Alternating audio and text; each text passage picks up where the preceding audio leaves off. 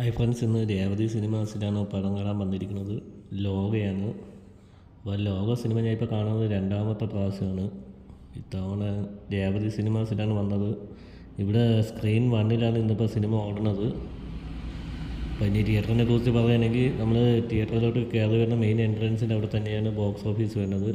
Book my ഷോയാണ് ticket പാർട്ണറായിട്ട് നിൽക്കുന്നത്.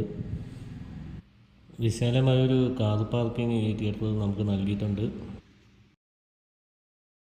Ground ഫ്ലോറിലാണ് screen 2 വരുന്നത്. First ഫ്ലോറിലാണ് നമ്മളെ സ്ക്രീനും ഇവിടുത്തെ മെയിൻ സ്ക്രീനുമായ 1 വരുന്നത്. സെക്കൻഡ് ഫ്ലോറിൽ സ്ക്രീൻ 3യും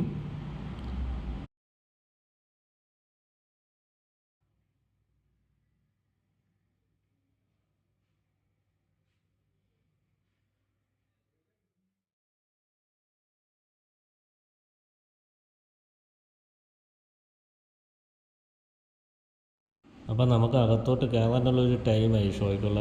അപ്പോൾ സ്ക്രീനിൽ കയറുമ്പോഴത്തേക്ക് ഏറ്റവും പുറകിൽ നിന്ന് സ്ക്രീനിലോട്ട് നോക്കുമ്പോഴത്തേക്കുള്ളൊരു വ്യൂ ആണ് ഇപ്പം നിങ്ങൾ കാണുന്നത്. ഇവിടുത്തെ ഇന്റീരിയർ വർക്കൊക്കെ ഒരു രക്ഷയില്ലാത്തതാണ്. കേരളത്തിലെ ആദ്യത്തെ എയർ മാക്സ് തിയേറ്ററും കൂടിയാണ്. പിന്നെ ഏറ്റവും മികച്ച തിയേറ്റർ എടുത്ത് നോക്കിയാൽ കേരളത്തിലെ ആദ്യത്തെ 5 എണ്ണത്തിലൊന്ന് ഈ ഒരു രേവതി സിനിമാസും കൂടിയാണ്.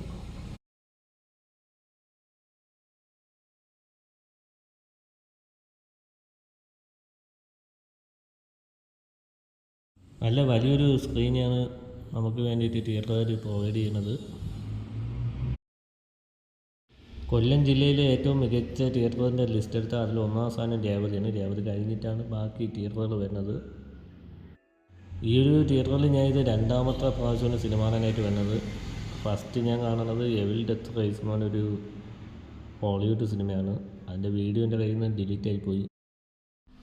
ഫ്രണ്ടിൽ നിന്ന് 3ാമത്തെ റോയിലെ ഒരു വ്യൂ ആണ് നിങ്ങളിപ്പോൾ കാണുന്നത്.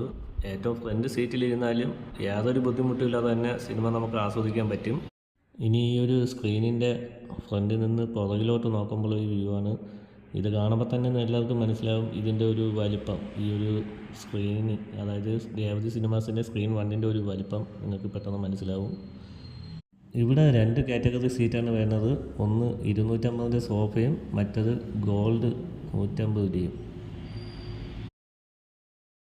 ഇനി ഈ ഒരു തിയേറ്ററിൽ കയറി സിനിമ കണ്ടിട്ടുള്ളവരൊന്ന് കമൻറ്റ് ചെയ്യുക.